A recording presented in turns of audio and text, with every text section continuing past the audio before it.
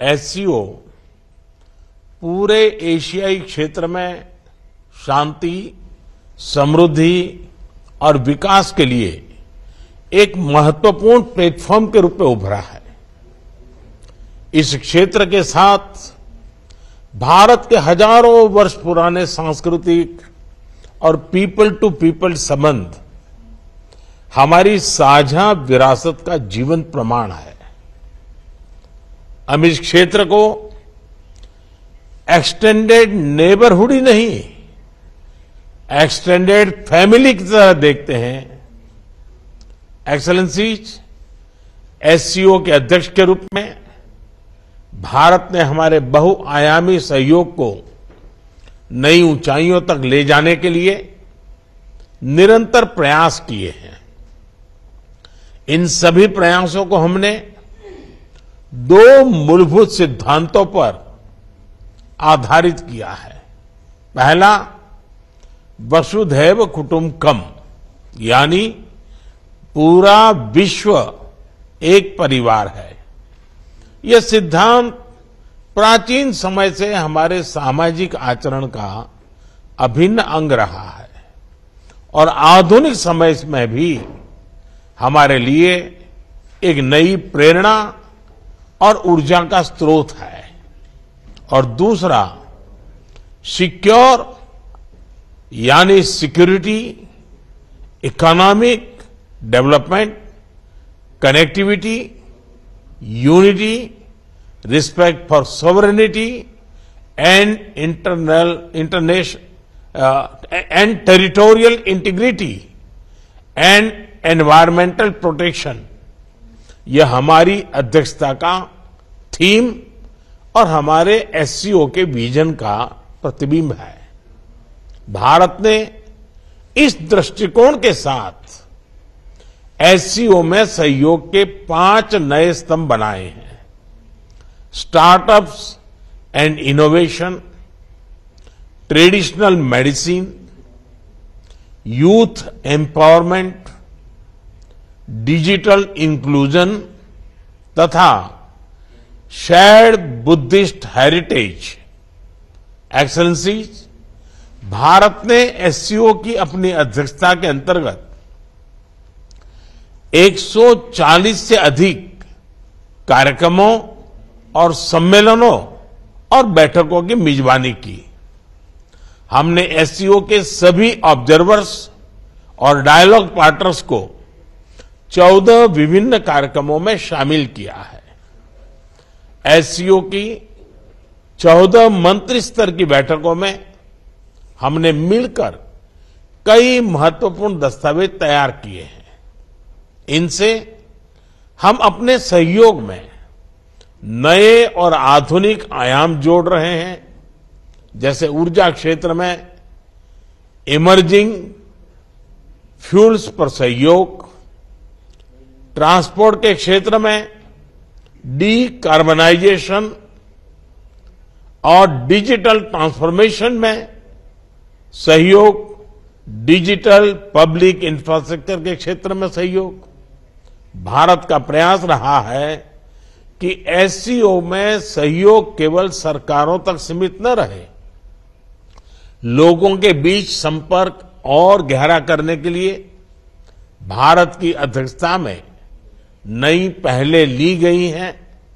पहली बार SCO millet food festival, film festival, SCO Surajkund craft Mela, think tank conference, international conference on shared Buddhist heritage का आयोजन किया गया। एससीओ की पहली पर्यटन एवं सांस्कृतिक राजधानी इटर्नल सिटी वाराणसी अलग अलग कार्यक्रमों के लिए आकर्षण का केंद्र बनी। एससीओ देशों के युवाओं की ऊर्जा और प्रतिभा को सार्थक करने के लिए हमने young scientist conclave, young authors conclave, young resident scholars programme, startup forum, youth council जैसे नए फोरम्स का आयोजन किया। एक्सेलेंसीज, वर्तमान समय में वैश्विक स्थिति एक महत्वपूर्ण पड़ाव पर है। विवादों, तनावों और महामारी से घिरे विश्व में फूड, फ्यूल और फर्टिलाइजर क्राइसिस सभी देशों के लिए एक बड़ी चुनौती है। हमें मिलकर यह विचार करना चाहिए कि क्या हम एक संगठन के रूप में हमारे लोगों की अपेक्षाओं और आकांक्षाओं को पूरा करने में समर्थ है? क्या हम आधुनिक चुनौतियों का सामना करने में सक्षम हैं? क्या एससीओ एक ऐसा संगठन बन रहा है जो भविष्य के लिए पूरी तरह से तैयार हो? इस विषय में भारत एससीओ में सुधार और आधुनिकीकरण के प्रस्ताव का समर्थन करता है। एससीओ के अंतर्गत भाषा संबंधी बाधाओं को हटाने के लिए हमें भारत के AI based language platform Bhashini को सभी के साथ साझा करने में खुशी होगी। यह digital technology for inclusive growth का एक उदाहरण बन सकता है। यूएन सहित अन्य वैश्विक संस्थानों में भी सुधार के लिए एससीओ एक महत्वपूर्ण आवाज बन सकता है। मुझे खुशी है कि आज ईरान एससीओ परिवार में एक नए सदस्य के रूप में जुड़ने जा रहा है। इसके लिए मैं राष्ट्रपति राइसी और ईरान के लोगों को बहुत बहुत शुभकामनाएं देता हूं। साथ ही हम बेलारूस की एससीओ सदस्यता के लिए मेमोरेंडम ऑफ ऑब्लिगेशन पर हस्ताक्षर करने का स्वागत करते हैं। आज एससीओ से जुड़ने में अन्य देशों की रुचि इस ऑर्गेनाइजेशन के महत्व का प्रमाण है। इस प्रक्रिया में यह आवश्यक है कि एससीओ का मूल फोकस मध्य एशियाई देशों के हितों और आकांक्षाओं पर केंद्रित रहे। एक्सेलेंसी, आतंकवाद क्षेत्रीय एवं वैश्विक शांति के लिए प्रमुख खतरा बना हुआ है। हम चुनौती से निपटने के लिए निर्णायक कार्रवाई आवश्यक है। आतंकवाद चाहे किसी भी रूप में हो, किसी भी अभिव्यक्ति में हो, हमें इसके विरुद्ध मिलकर लड़ाई करनी होगी। कुछ देश क्रॉस बॉर्डर टेररिज्म को अपनी नीतियों के इंस्ट्रूमेंट के रूप में इस्तेमाल करते हैं, आतंकवादियों को पनाह देते हैं। एससीओ को ऐसे देशों की आलोचना में कोई संकोच नहीं करना चाहिए। ऐसे गंभीर विषय पर दोहरे मापदंड के लिए कोई स्थान नहीं होना चाहिए। टेरर फाइनेंसिंग से निपटने के लिए हमें भी आपसी सहयोग बढ़ाना चाहिए। इसमें एससीओ के रेट्स मैकेनिज्म की महत्वपूर्ण भूमिका रही है। हमारे देशों के युवाओं के बीच रेडिकलाइजेशन के फैलावे को रोकने के लिए भी हमें और सक्रिय रूप से कदम उठाने चाहिए। रेडिकलाइजेशन के विषय में आज जारी की जा रही ज्वाइंट स्टेटमेंट हमारी साझा प्रतिबद्धता का प्रतीक है। एक्सेलेंसी, अफगानिस्तान की स्थिति का हम सभी की सुरक्षा पर सीधा प्रभाव पड़ा है। अफगानिस्तान को लेकर भारत की चिंताएं और अपेक्षाएं एससीओ के अधिकांश देशों के समान है। हमें अफगानिस्तान के लोगों के कल्याण के लिए मिलकर प्रयास करने होंगे।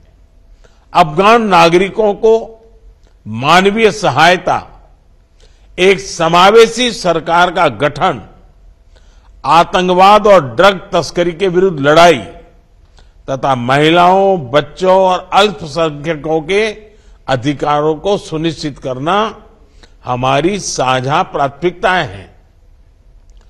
भारत और अफगानिस्तान के लोगों के बीच सदियों पुराने मैत्रीपूर्ण संबंध रहे हैं। पिछले 2 दशकों में हमने अफगानिस्तान के आर्थिक और सामाजिक विकास के लिए योगदान दिया है। 2021 के घटनाक्रम के बाद भी हम मानवीय सहायता भेजते रहे हैं।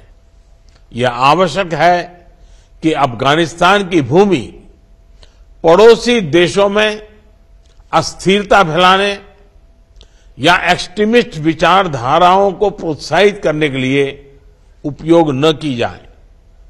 एक्सेलेंसी, किसी भी क्षेत्र की प्रगति के लिए मजबूत कनेक्टिविटी का होना बहुत ही आवश्यक है। बेहतर कनेक्टिविटी आपसी व्यापार ही नहीं, आपसी विश्वास भी बढ़ाती है। किंतु इन प्रयासों में एससीओ चार्टर के मूल सिद्धांतों, विशेष रूप से सदस्य देशों की संप्रभुता और क्षेत्रीय अखंडता का सम्मान करना बहुत ही आवश्यक है।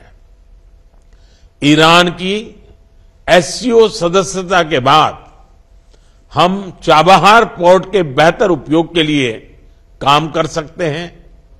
मध्य एशिया के लैंडलॉक्ड देशों के लिए international north south transport corridor Indian ocean तक पहुंचने का एक सुरक्षित और सुगम रास्ता बन सकता है।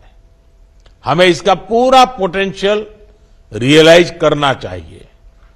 एक्सेलेंसी, एससीओ विश्व के 40% लोगों और वैश्विक अर्थव्यवस्था के लगभग 1/3 का प्रतिनिधित्व करता है और इस कारण यह हमारी साझा जिम्मेदारी है कि हम एक दूसरे की जरूरतों और संवेदनशीलताओं को समझें, बेहतर सहयोग तथा समन्वय के माध्यम से सभी चुनौतियों का समाधान करें और हमारे लोगों के कल्याण के लिए निरंतर प्रयास करें। भारत की अध्यक्षता को सफल बनाने में आप सबसे हमें निरंतर सहयोग मिला, इसके लिए मैं आप सभी का बहुत बहुत धन्यवाद देता हूं। मैं एससीओ के अगले अध्यक्ष कजाकिस्तान के राष्ट्रपति और मेरे मित्र प्रेसिडेंट टोकायेव को पूरे भारत की ओर से बहुत बहुत शुभकामनाएं देता हूं। एससीओ की सफलता के लिए भारत सभी के साथ मिलकर सक्रिय रूप से अपना योगदान देने के लिए प्रतिबद्ध है। बहुत बहुत धन्यवाद।